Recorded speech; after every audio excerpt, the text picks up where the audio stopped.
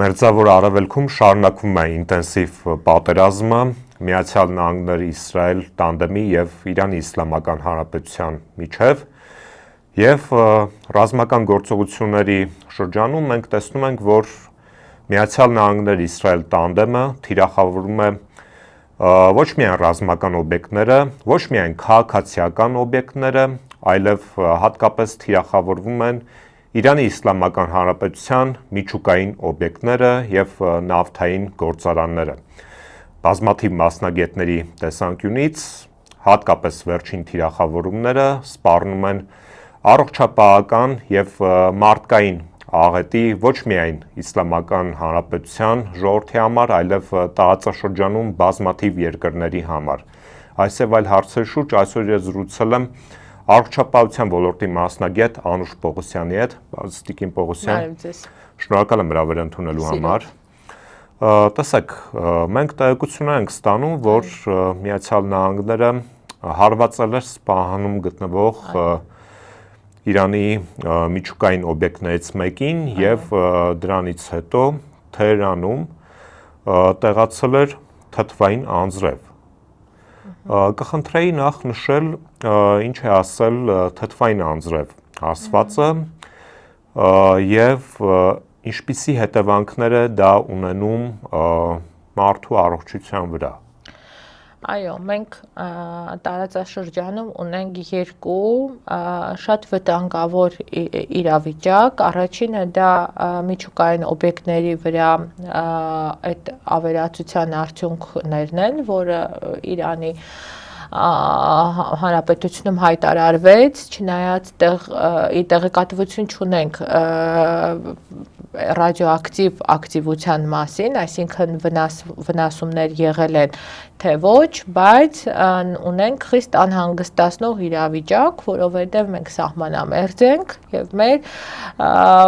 հատկապես սահմանամերձ տարածաշրջանը կարող է լինել վտանգավոր։ Եվ երկրորդը նավթահորերի այդ բռնկման արդյունքում ինչ է լինում, այդ վտանգավոր առողջության համար նյութերը, օրինակ ազոտի օքսիդները, ծծումբի միացությունները, մուրը, ծանր մետաղները, իրենք բարձրանում են այդ մխի հետ դեպի մթնոլորտ, ամպերի մեջ ջրի հետ միանում են և ամպերի միջոցով, եթե լինեն համապատասխան կողմի քամիներ, իրանք կարող են այդ ամպերը գալ դեպի մեր տարածաշրջանի վրա և մենք այստեղ նաև Հայաստանի Հանրապետությունում ունենանք այդ թթվային անձրևները։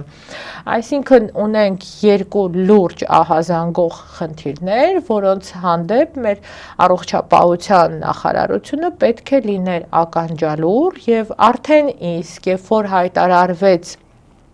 պատերազմ, Իրանի և այլ երկրների, պետք է հաշվի առնելով Իրանում միջուկային օբյեկտների առկայությունը միայն Սպահանում չի, ևս 2-3 օբյեկտներ կան, եթե չեմ սխալվում, ինչպես նաև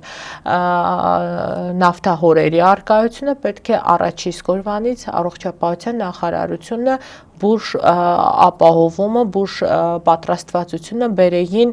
պատրաստ ռեժիմի, այսպես ասած,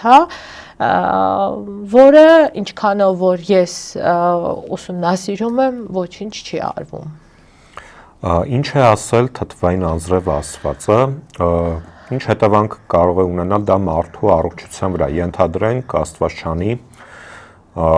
քամիների օգնությամբ այդ ամպերը տեղափոխվեն Հայաստանի Հանրապետություն։ Այո,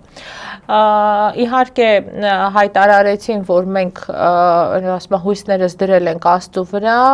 և բնության վրա, հայտարարեցին, որ չի սպասվում այդ համապատասխան քամիները և դեռ վտանգ չկա, որ կգան այս կողմ, բայց համենայն դեպս լուրջ խնդիրներ են առաջացնելու հատկապես խոցելի խմբերի հետ կապված շնչական համակարգի, դրանք են խոցելի խմբերը երեխաները, տարիքով մեր քաղաքացիները, ինչպես նաև քրոնիկ հիվանդություններ ունեցող քաղաքացիները, հատկապես սիրտանոթային համակարգի ախտահարում ունեցողները, սրտային անբավարարություն եւ թոքային ախտահարումներ ունեցող մեր քաղաքացիները եւ երեխաները, ինչպես նաև շատ վտանգավոր մաշկային երևույթներ կարող են առաջացնել այդ փաստորեն այդ ծանր մետաղները, այդ ծծումբի միացությունները, ազոտի միացությունները իրենց բոլոր կողմնակի էֆեկտներով ցուցաբերվելու են մարդու առողջության վրա եւ կա հեռահար ազդեցություն, որովհետեւ այդ ծանր մետաղները ոչ միտեղ չեն կորում եւ իրենք հողի մեջ մնում են եւ շատ ծանր մետաղներ անգամ փոփոխության չեն ենթարկվում եւ կարող են երկար ժամանակ տարիներ շարունակ պահպանվել մեր այսպես ասած էկոլոգիայում եւ որի արդյունքում թե սննդի միջոցով, թե հասարակ շփման միջոցով մենք կարող ենք այդ ծանր մետաղները սննդի միջոցով վերցնել, իսկ ծանր մետաղների տոքսիկ ազդեցությունը օրգանիզմի վրա ունի իր հեռահար ուրեմն նշանակությունը, որի ամենացավոտ եւ ամենախնդրահարույց մասը դա ուռուցքային հիվանդությունների առաջացումն է եւ դրա հետ կապված պետք է անդադար նաեւ ուսումնասիրություններ կատարվեն հողի, ջրի, որպեսզի հասկանան թույլատրելի մակարդակը չբարձրացնեն ծանր մետաղների համապատասխան տեղերում, ինչպես նաև ռադիոակտիվ այդ պայթյունների արդյունքում մենք գիտենք ինչ է լինում, ունեցել ենք նաև տասնյակ տարիներ առաջ փորձը Չեռնոբիլի եւ պետք է ընդհանրապես համակարգը երկիրը պատրաստ լինի դրան, որովհետեւ այնտեղ այդ խնդիրները առաջացնելուց հետո ռադիոակտիվ վտանգի տակ է լինելու նաև հատկապես մեր սահմանամերձ բնակչությունը, Իրանին սահմանամերձ, որը որ լինելու է սուր եւ ավելի շատ երկարաժամկետ ախտահարումները էլի ռուցքային process-ների ակտիվացում։ Տեսեք, տեղեկություններ ստացվեցին հենց թթվային անձրևների մասին, բայց ես կցանկանայի խոսել նաեւ այլ հետևանքների մասին, ինչ կարող ենք սպասել բացի թթվային անձրև ասվածից, եթե շարունակվեն թիախավորումները միջուկային օբյեկտների եւ առհասարակ դրանք ոչ միայն թիախավորվեն, այլև ընդհանրապես շարքից դուրս գան։ Միջուկային օբյեկտների ախտահարման արդյունքում, քանի որ մենք ունենք բաց սահման եւ այնտեղից նաեւ քաղաքացիների հոսք է գալիս դեպի Հայաստանի Հանրապետություն, ապա մենք պետք է հստակ վերահսկողություն կատարենք, որովհետեւ ռադիոակտիվ իզոտոպերով ախտահարված անգամ քաղաքացիները, երբ որ գալիս են անցնում են սահմանը, նրանք կարող են եւս խնդրահարույց լինել եւ ինչպես նաեւ այդ ռադիոակտիվ ակտիվությունը բերելու է նրան, որ մենք ունենալու ենք սուր խնդիրները գուցե եւ մենք չունենանք, այսինքն այրվածքների տեսքով եւ այլն, բայց մենք քրոնիկ հետևանքները ունենալու ենք։ Ամենախոցելի օրգանները, որոնք որ ախտահարվում են, դա ներզատական համակարգի օրգաններն են, հատկապես վահանաձև գեղձի վահանաձև գեղձն է, որ ինքը համարվում է ռադիոակտիվ իզոտոպերի կուտակման գեղձ, հա, ինչպես նաև շատ արագ արյան համակարգն է արձագանք տալիս եւ շատ մենք կարող ենք սպասել տարբեր տեսակի սուր լեյկոզների առաջացմանը տարբեր ենթատեսակներով, այսինքն այստեղ մենք լուրջ խնդիրներ ունենք առողջապահական համակարգի կազմակերպման հետ կապված, որպեսզի չունենանք այս խնդիրները։ Օրինակ, անձնական պաշտպանիչ մեթոդների հաշվառում եւ կուտակում, որպեսզի Աստված մի արած, թե անհրաժեշտության դեպքում բնակիչներին տրամադրվի,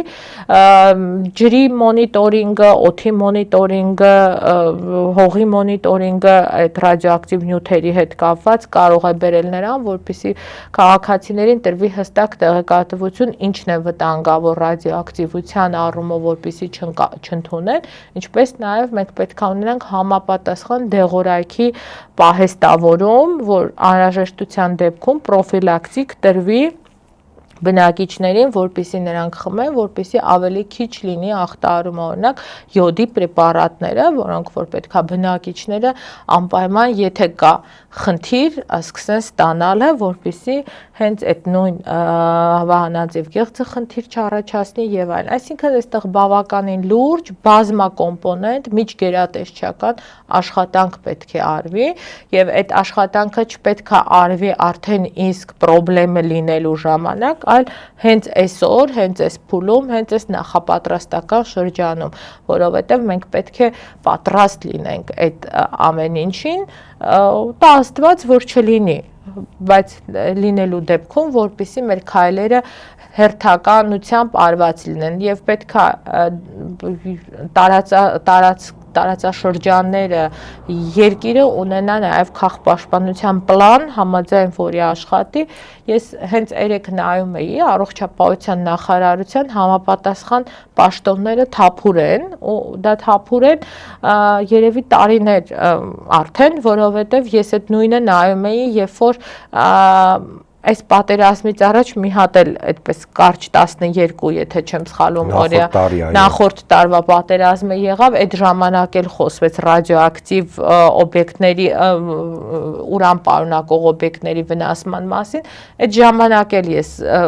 փորձեցի մոնիտորինգ անել, նաև կադրեր ունենք, մենք դրանով զբաղվող, այդ ժամանակ էլ էին թափուր այդ հաստիկները, այսինքն ինչ է ստացվում, որ առողջապահության նախարարությունում անգամ այդ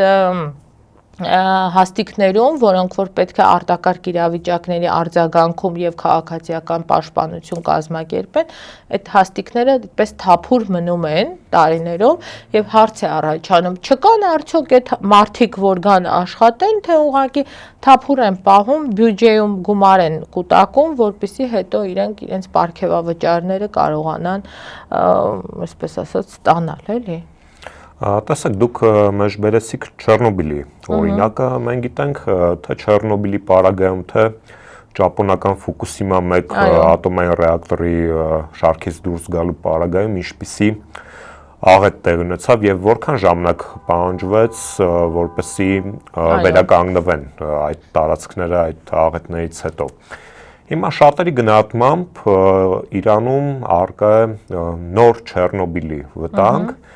Եվ փաստացի մենք կարող ենք ֆիքսել, որ եթե ուկրաինական քեյսի եւ ճապոնական քեյսի պարագայում մենք հեռու էինք, հիմա ուղղակի քթի տակ ենք ըստ էության եւ անպատրաստ ենք լիովին։ Այո։ Շատ ցավալի մի բան ձեզ պետք է ասեմ, 3 տարի առաջ առողջապահության նախարարության, այսպես ասած, թեթև ձեռքով փակվեց մի բաժանմունք այրվածքաբանության կենտրոնում, որը կոչվում էր ճառագայթային վնասվածքների բաժանմունք։ Այդ բաժանմունքը գիտահետազոտական կենտրոն էր եղել, որը ստեղծվել էր Չեռնոբիլի դեպքից հետո, վթարից հետո, ինչու էին դա ամբողջ տարածաշրջանում միակ կենտրոնն էր նախկին Սովետ Միության, ինչու էին ստեղծել Հայաստանում, որովհետև Հայաստանում կար նաև ատոմակայանը եւ կարծում էին, որ այդ բաժանմունքը շատ կարեւոր է հենց Հայաստանի Հանրապետության համար, դա գիտահետազոտական կենտրոն էր, այդտեղ տարիներ շարունակ բուժվում էին Չեռնոբիլի աղետից վնասվածքներ ունեցող մեր Հայաստանի Հանրապետության քաղաքացիները, ինչպես նաև Ռուսաստանի Դաշնությունից էին այդտեղ բուժման գալիս, եւ 3 տարի առաջ պարզապես այդ բաժանմունքը փակվեց, այդ մասնագետներին ազատեցին աշխատանքից եւ այն արխիվը, որ կար այդ բաժանմունքի հետ կապված, այս պահին ես չգիտեմ ինչ է կատարվում, հիվանդները բողոքում էին, ասում էին անգամ մեր հիվանդության պատմագրերը չենք կարողանում գտնել, այսինքն այսքան անլուրջ մոտեցանք մենք այս հարցին, իսկ այդ բաժանմունքում հատուկենտ մասնագետներ էին աշխատում, որոնք որ տիրապետում էին ճառագայթային վնասվածքները ինչ են, հա, ռադիոակտիվ եւ ինչպես պետք է վարվեն այդ հիվանդների հետ, դա հատուկ բժշկական մասնագիտություն է, որը որ պետք է ունենա հատուկ մոտեցում եւ տիրապետում։ Եվ այսօր մենք այս աղետին, այսպես ասած, դեմ անգամ չունենք մասնագետներ, այդպիսի մասնագետներին, եթե ունենք էլ չգիտենք որտեղ են, որովհետև ամեն մի մասնագետ միտեղ կամ գործի անցավ կամ չանցավ, այսինքն մենք այդ ամբողջ ստեղծված բաժանմունքը, այդ պատմություն ունեցող գիտահետազոտական կենտրոնը լուծարեցինք։ Եվ կարծում եմ, որ այսօր մենք շատ լուրջ վտանգի տակ ենք եւ ընդհանրապես ես վերջերս նայում էի իրենց այդ օբյեկտներից մեր հեռավորությունը 650 կիլոմետր, 500 կիլոմետր այդպես, իսկ դա որը ոչ մի բան է եւ ելի եմ ասում, օրինակ, երբ որ ուռուցքով հիվանդներին Վահանաձև գեղձի մենք ռադիոակտիվ յոդ ենք տալիս բուժման հետ կապված խմելու մեր կլինիկաներում, ապա որոշակի ժամանակահատված 10 օր, 12 օր կապված ինչ յոդ է խմում, նրան արգելվում է շփվել ոչ մեկի հետ չենք թույլ տալիս շփվել, որովհետև ինքը այդ ռադիոակտիվ յոդը երբ որ ընդունում է, ինքը վտանգ է ներկայացնում իր շրջապատի համար ռադիոակտիվության առումով, եւ մենք թույլ չենք տալիս այդ հիվանդին, ասում ենք, որ նա պետքա մեկուսանա եւ ուրեմն այդ մինչեւ անցնի այդ ռադիոակտիվ վտանգները։ Հիմա մենք ստեղ լուրջ խնդիրներ ունենք, նաև մենք ունենալու ենք, եթե Աստված մի արած է այդպիսի մի վթար լինի, ներգաղթյալների արդյոք մենք սահմանին կարողանալու ենք ռադիոակտիվություն որոշել նաև մարդկանց մոտ, մենք կարողանալու ենք արդյոք այդ մեծ քանակի մարդկանց եւ նրանց առողջությունը ապահովել եւ մեր բնակիչների առողջությունը արդյոք մենք ունենք հասարակ այդ դեղորայքի պահեստավորում դրա համար սրանք հարցեր են, որոնք որ պետքա պետական մակարդակով կարգավորը եւ ամենակարևորը այս պահից սկսած արդեն ուշացել եմ պետք է նախարարություններում տեղեկատվություն տրվեր բնակչությանը նաեւ անհարկի խոճապի հետ կապված այ հիմա ես խոսում եմ կարող է օրինակ մարդիկ լսեն խոճապի մատնվեն չէ դրա համար պետք է իրանք տան տեղեկատվություն ամենօրյա որ մեր մոնիտորինգով հանգիստ եղեք օդը մաքուր է, ջուրը մաքուր է, ռադիոակտիվ խնդիր չունենք կամ ազոտի ենթօքսիդի կամ ծծումբի միացությունների հետ կապված մենք հանգիստ եղեք մաքուր է օրինակ Մեղրիի օդը, Գորիսի օդը, Կապանի օդը կամ Երևանի օդը բայց մենք տեսնում ենք որ երկու օր շարունակ փորձագետները անընդհատ գրում էին դրա մասին տարբեր փորձագետներ եւ տեսնում ենք հիդրոթերապևտաբանական մի այսպես ասած հայտարարություն որ քամիները այլ կողմ են փչում, այնպես որ հանգիստ եղեք։ Այսինքն մեր հույսը քամիների վրա է։ Տեսեք դուք խոսացիք միգրացիայի եւ վտանգների մասին, հենց հարցս դրա վերաբերյալ է, ենթադրենք անգամ չկային թիրախավորումներ միջուկային օբյեկտների նկատմամբ, բայց պատերազմը կա եւ Եթե ելնենք անգամ այն կանխավարկածից, որ հազարավոր մարդիկ հնարավոր է բռնեն գաղթի ճանապարհը եւ ենթադրենք անգամ նրանք ռադիոակտիվ նյութերով վարակված չլինեն։ Այնուամենայնիվ մենք գիտենք, որ միգրացիան դա իրենց ենթադրում է Համաճարակների կամ տարբեր հիվանդությունների տարածում, դրանից չես կարող խուսափել։ Այո։ Մենք գիտենք, որ Իրանը մերձավոր արևելք է եւ այնտեղ կարող են լինել այնպիսի հիվանդություններ, մերձավոր արևելյան տենդ եւ նմանատիպ բազմաթիվ հիվանդություններ, որոնք հատուկ չեն Հայաստանի Հանրապետությանը եւ այս լանդշաֆտին, հա, էկոլոգիական։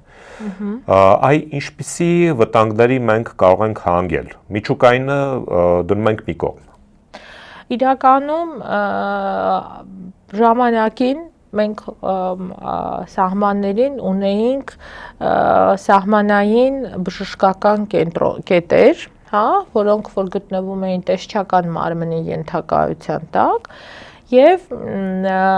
իմանալով այնտեղ ամեն մի այսպես ասած ցամաքային սահմանին ինչ խնդիրներով մարդիկ կարող են գալ, այդ ՍՓՀԿ-ները կատարում էին իրենց գործառույթները, օրինակ Իրանից դեպի մուտք Հայաստանի անկախ միգրացիայից, հա, այսպես պատերազմային միգրացիայից, եւ երբ որ գալիս էին եւ ունեին կասկածելի խնդիրներով մարդիկ, նրանք մեկուսացնում էին մեկուսարանում, կատարում էին համապատասխան հետազոտություններ, դրանից հետո եթե ախտորոշումը հաստատվում էր, այդ մեկուսացումը շարունակվում էր վարակների եւ ինֆեկցիաների առումով, իսկ եթե ախտորոշումը ժխտվում էր, ապա այդ մարդը նոր անցնում էր համապատասխան երկիրը եւ դա կար եւ Իրանի սահմանի եւ մնացած սահմանների եւ Զվարթնոց օդանավակայանում, սակայն եթե չեմ սխալվում արդեն 5 տարի է այդ ՍԲՀԿ-ները կոവിഡից հետո, եթե չեմ սխալվում, նրանք այսպես ասած օպտիմալացրեցին եւ այնտեղ արդեն տեսչական մարմնի ենթակայությամբ չկան այդ կետերը։ Այո, սա շատ լուրջ խնդիր է, որովհետև այնտեղից գալով մարդիկ հատկապես սոցիալական վատ իրավիճակում եղած մարդկանց մոտ կարող են բազմաթիվ ինֆեկցիոն հիվանդությունների ռիսկեր առաջանալ եւ այնտեղից գալով, այո, այնտեղից գալով կամ կան կամ չկան, այդ կարևոր չի, կարևորն է նա, որ խնդրահարույց է ինֆեկցիոն ծանրաբեռնվածության առումով պետքա լինեն մեկուսարաններ սահմանին, պետքա մեկուսացվեն, եթե կան համապատասխան կլինիկայով մարդիկ եւ պետքա այնտեղ կատարվի համապատասխան հետազոտությունը կոնտակտները քչացնելու համար։ Ես օրինակ բերեմ, իհարկե ոչ պատերազմային վիճակից, մենք երկու, եթե չեմ սխալվում, տարի առաջ ունեցանք բերովի կարմրախտ եւ այդ բերովի կարմրախտի արդյունքում մենք Հայաստանում ունեցանք կարմրախտի լայն տարածում եւ շատ երկար ժամանակ տարածաշրջանում մենք առաջատարն էինք թվերով, շատ ծանր իրավիճակ էր երեխաների մոտ, որտեղից էր եկել բուժքույրը, որը որ գնացել էր հանգստանալու ըստ վերջնական տեղեկատվությամբ հիվանդացել էր այնտեղ կարմրախտով, այնուհետև հանգիստ եկել էր, անցել էր այդ սահմանը, եկել էր Հայաստան, իր հայրենիքը, իր աշխատավայրը եւ այնտեղ մանկական բաժանմունքի բուժքույրը երեխաներին սպասարկել էր եւ երեխաները դարձել էին կոնտակտավոր։ Սա շատ լուրջ խնդիր է անվտանգային առումով եւ դրա հետ կապված մենք ունենք հիվանդությունների վերահսկման եւ կանխարգելման կենտրոն ՊՕԱԿ-ը նախարարության ենթակայության, որը դրանով հենց պետք է զբաղվի, սակայն մենք դրան զուգահեռ տեսնում ենք, որ մարզային կառույցները օպտիմալացվել են, աշխատողների նորից ազատել են աշխատանքից եւ հասարակ մենք էպիդեմիոլոգների լուրջ խնդիր ունենք այսօր, որոնք որ զբաղվեն դրանով եւ ախտորոշեն եւ հասկանան էպիդեմիոլոգիական շղթա հասկացություն կա այդ շղթան որտեղից է սկսվում եւ ուր է գնում։ Այսինքն մենք այստեղ էլ ունենք խնդիրներ։ Ըստ էության մենք փաստում ենք, որ բոլոր ասպեկտներում այս իշխանությունների օրոք Հայաստանը ուղղակի պատրաստ չէ այդ մարտահրավերներին եւ ես վերջում կցանկանայի խոսեինք հենց առողջապահության ոլորտում արկա գլոբալ խնդիրների վերաբերյալ այդ տխրահարճակ ապահովագրության մասին եւ առհասարակ ինչպիսի իրավիճակում է այդ գերկարևոր ոլորտը։ Ապահովագրության հետ կապված շատ լուրջ խնդիրներ մենք այսօր ունենք եւ ամենակարևոր խնդիրներից մեկը դա բժիշկների աշխատավարձն է, բուժաշխատողների ընդհանրապես։ Նայեք, ապահովագրության շարժիչ ուժը դա բուժաշխատողներն են։ Այսօր ինչ է ստացվում, որ բոլորը, որոնք որ ունեն ապահովագրություն, հատկապես 65+ տարիքի մեր քաղաքացիները փորձում են լուծել իրենց առողջական խնդիրները։ Գերծանրաբեռնված վիճակ ունենք հիվանդանոցներում եւ դրա արդյունքում ունենք գերծանրաբեռնված բժշկական թիմ։ Այդ թիմը աշխատում է շատ ծանրաբեռնված, որովհետև նաև ունենք տեխնիկական խնդիրներ, փաստաթղթերի լրացում, Արմեդ համակարգը անդադար չի աշխատում եւ դա նորից բերում է կրկնակի եռակի աշխատանքների եւ այս մարդիկ հույս ունեն, որ ամսվա վերջում գոնե իրենց աշխատավարձը մի քիչ կավելանա, հա, այդ ծանր աշխատանքի հետ կապված եւ ամսվա վերջում այս մարդիկ տեսնում են, որ իրենց աշխատավարձը հերիք չի ավելացել, այլ 30-ից 50% կրճատվել է։ Եվ դա շատ լուրջ բողոքի ալիք է առաջացրել մեր բուժաշխատողների մոտ եւ այսօր մի հատ շատ հետաքրքիր խայտառակ խնդիր ունենք, որ հիվանդանոցի տնօրենները բուժաշխատողներին ասում են սա է, մեր առաջարկածը ձեզ, ուզում եք աշխատեք, չեք ուզում, դիմումները գրեք, գնացեք։ Եվ մենք ունենք լուրջ խնդիր, որ սրանով մենք կադրային միգրացիա ենք առաջացնելու, մեր կադրերը, հատկապես բժիշկները, դուրս են գալու Հայաստանից, որովհետև այս պայմաններում հաստատ չեն աշխատելու։ Ես